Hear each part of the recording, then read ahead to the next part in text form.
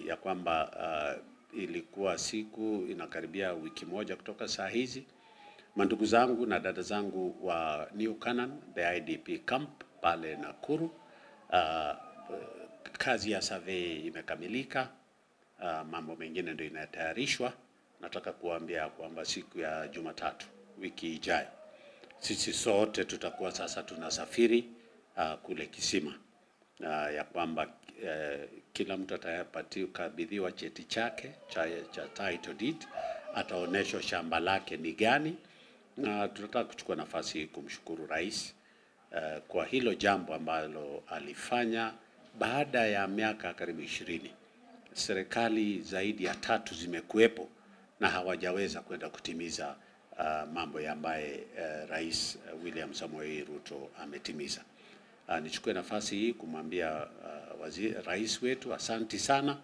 Nichukue nafasi hii kumrudishia waziri wa mashamba dada yangu Alice Wahome kwa ile kazi ambayo umefanya mkiwa na PS wako bwana Koril. Niseme ni asanti sana kwa sababu baada ya miaka karibu 20 watu wetu wataweza kwenda kupata makao na VAT vyao, na hiyo ndio kitu ya muhimu ambaye rais ulitupromise ya kwamba utaweza kutunuku watu hati miliki ya mashamba yao katika manifesto yetu ya UDA pamoja na Kenya Kwanza tulipokuja pamoja, ya kwamba ulisema wewe utang'ang'ana na make sure ya kwamba mambo hiyo ya kukaaga kwa mashamba bila hati miliki haitakuweko katika, na ninashukuru sana kwa sababu hivi majuzi hapa Gilgil ulipeana hati miliki 3,000, Sapali tunaenda utapeana hati miliki karibu 1,200. Tunakuomba uendelee hivyo na kwingine kwingi. Tumekuwa na kule Mombasa ambaye kumekuwa na historical injustices kwa mambo ya mashamba. Ukipeana hati miliki kwa Wakenya waweze kumiliki mashamba yao na kuwa na stakabadhi ambazo hawatakuja kusumbuliwa tena. Kwa hivyo nataka kusema ni asanti sana Mheshimiwa Rais, endelea kazi nzuri, na ni kuhakikishia kwamba siku ya Jumatatu kama ilivyoelekezea, na imechukua muda na tunaomba msamaha kwa sababu ya muda ambaye imechukuliwa, ambaye tulitarajia iwe ni fupi, lakini pia kwa sababu kulikuwa na sheria lazima ifatike kwa njia ya the process ya kuweza kwenda, ndio kesho tena kusitokee ati ya kwamba kutatokea kuna mambo yote ambayo itakwenda kinyume na sheria kwa wale watu ambao wanaenda kupata. So tumekuwa na officials wa hapa na ile kambi ambaye naye ilikuwa pale IDP camp pale kwa New Canaan. Tunataka kusema ya kwamba tutakapopeleka watu wetu kule pia ni muhimu hiyo kambi naye tuseme ifungwe, kwa sababu naye niko na bila kuficha ya kwamba kambi hiyo pia imekuwa na vijana ambayo wamekuwa ni sio wa tabia nzuri. Ni vijana ambao wamekuwa ni watu ya fujo, ni watu ya kulea wizi na ukora mwingi pale. Sisemi ni wote, nasema baadhi ya vijana pale pia hawajakuwa na watu ya tabia nzuri. Wamekuwa wakishiriki ama wanakubali vijana wengine kutoka sehemu zingine kuingia katika ile maeneo na kwenda kufanya kazi ambaye haifai pale, na kazi ambaye haitakubalika, mambo ya ukora, mambo ya wizi na mambo mengine. Wachache wetu wa vijana pale ni watu ambao wanajishikia makazi zao, na ninashukuru pia rais ulipokuja ulituzindulia maneno ya affordable housing hapo karibu, ambaye tutajenga nyumba zaidi ya 2,600 na zaidi ya watoto 1,000, 2,000 hivi saa hizi wanapata kazi, ajira katika zile affordable housing, kazi yao ya mikono na kazi zingine ambazo zinaendelea pale. Kwa hivyo nataka kusema ya kwamba mandugu zangu na dada zangu, ile miaka yote wamekuwa kingoja, sasa ndio wakati nao wao kwenda kuweza kupata mapumziko katika pale Njoro, na mikakati imewekwa na regional the administration provincial administration kupitia kwa mkuu wa region hii regional commissioner pamoja na county commissioner wa Nakuru na wale wengine ambao wanahusika. Niseme ni asanti kwa sababu hiyo ndio barabara ambayo tunafaa kwenda kuchukua. Ya mwisho ni kusema tu ya kwamba leo ni siku ya Jumatatu na mimi huwa nakuja katika maeneo bunge katika ofisi yangu hapa free area kwa ofisi ya CDF na ofisi yangu ya maeneo bunge ya Nakuru. Na niseme kwa kweli watu wetu wako na shida nyingi sana. Kazi kidogo ambaye tumepata katika maeneo haya katika Susan Keheka Primary School, Primary and Junior School, wengi wamepata ajira pia, na kazi pale katika Susan Keheka Primary and Junior School wanakoroga floor, na tunatarajia mwakani by mwisho ya mwezi huu madarasa 10 pamoja na administration block itakuwa tayari kwa kuweza kutumika katika mambo ya masomo muhula huu. Majukumu ambayo nimebaki ni mimi nitatoka hapa saa 8 niende kwa Ministry of Education ndio tuanze mambo ya registration ya ile shule. Tulikuwa tumeianza hapo awali na tukakubaliana it's a primary and junior school ambayo itakuwa na streams tatu kuanzia grade 1 mpaka grade 9. Itakuwa na laboratory na itakuwa na mahali ya watu kukutana. Lakini pahali ambayo tumeona pia ni muhimu ni kwa watoto wetu watakuwa wakipata lunch. Kwa hivyo sisi kama CDF tumefanya mabadiliko kidogo na kuongeza hall ambayo itatumika, multipurpose hall ambayo itatumika kama the dining place. Watoto wetu chakula tutapata inapikiwa katika mahali ya kupikia, alafu na watakuwa na hall ambayo watakuwa na tumia kama dining. Kwa sababu tunajua hiyo eneo la Keratina watoto wengi wataweza, and I'm certain that it is possible to have a 3-streamed school katika kuanzia grade 1 hadi grade 9 kwa sababu hiyo area it's a slum area na wakazi na wazazi wamefurahia sana. So nataka kuwahimiza wazazi, na tumeambia ya kwamba serikali imelipa. Watu wamedanganyana mambo mengi, serikali haiweki maanani sana ama mambo ya masomo imerudi chini, na tunasema ni urongo ile. Ukiangalia bajeti tangu rais aingie ya masomo imeenda ikiongezekana. Hakuna mtoto wa primary ama secondary ambaye analipishwa hata peni. Wote masomo ni bure. Ile gharama inabaki ni ya chakula cha mchana peke yake. Kwa hivyo pia tutaomba wazazi tunang'ang'ana kidogo kwa kugharamia chakula kile cha mchana kwa watoto wetu, na kwa wale ambaye wanalemewa zaidi wasikataze watoto kwenda shule, waje watufate katika ofisi tuone ni njia gani ambaye tunaweza enda kufanya. Ninakumbuka kuna msichana mmoja katika nilipokuwa nikifanya kupeana basari, alikuja tukasema nani ataombesha. Kasichana kalijitokeza, na kwa kweli tulipopiga mahesabu tuliweza kumlipia lunch program ya mwaka mzima. So tutaendelea kuhimiza kwa wazazi, tafadhali jikakamue, lipa gharama hiyo kidogo ya chakula cha mchana mtoto wetu apate, ndio asiwe tena hata kama si lazima ale.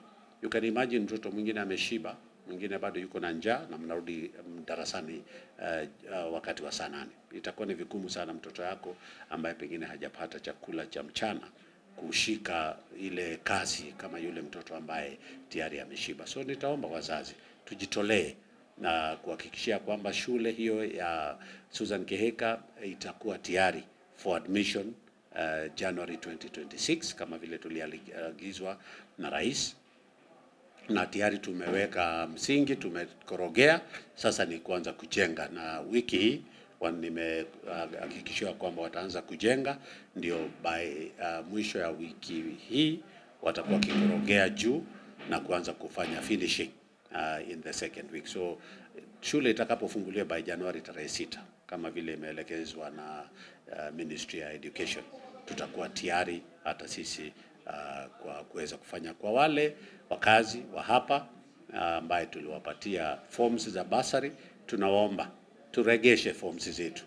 Tumeanza kuziokota katika maeneo za wodi kwenye tulikuwa tunapeania. Tunakuomba regesha. Kwa wale ambaye wanasubiri grade 10, tunaomba wao wasubiri admission na sikia matokeo. Ministry imesema by tarehe 10 ya mwezi wa Disemba matokeo itakuwa imetoka na kila mtu atakuwa akijua mtoto yake anaenda shule gani. Kwa hivyo kwa wale watu ya grade 10 tunaomba ya kwamba matokeo itakapotoka na mtoto wako ameitwa shule, sasa jaza fomu yako uiregeshe hapa na itakuwa processed within the shortest possible time, ndio mtoto wako ikifika Januari tutaweza nasema hivi with a lot of without fear of any contradiction or fear of any issue ambayo itatokea. Tayari tumepata kupitia fund ya national government CDF, nimeelekezwa kuambiwa na chair lady wa kamati ya NCGDF, amenihakikishia kwamba tayari tumepata milioni 55.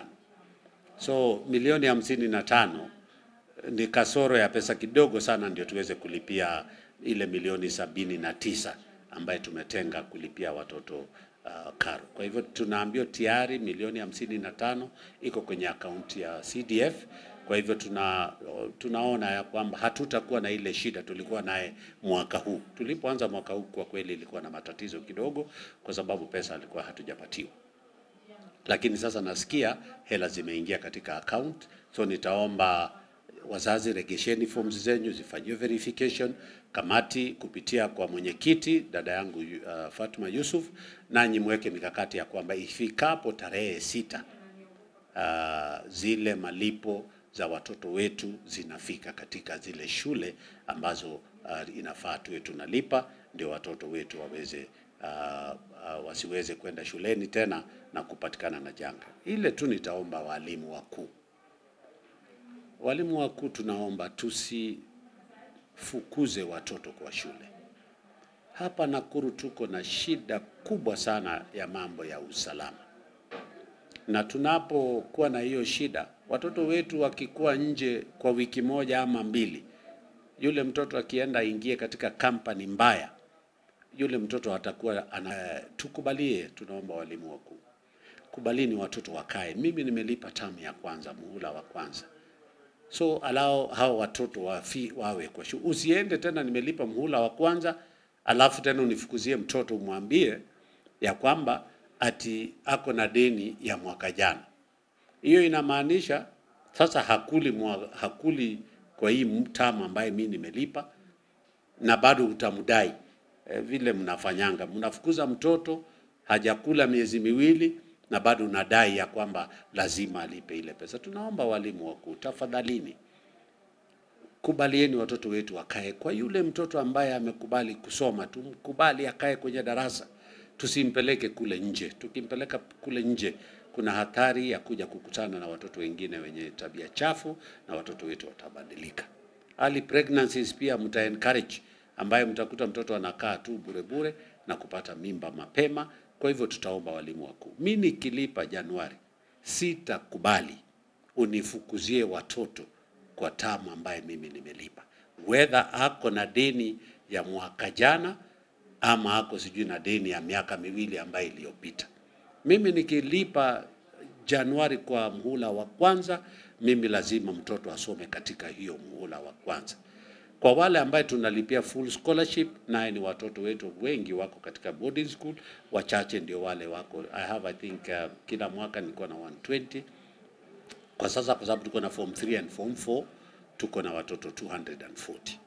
Hao tunawalipia kila kitu mwaka mzima. Na wale ambao wamemaliza leo asubuhi, msichana fulani amenitembelea kwa ofisi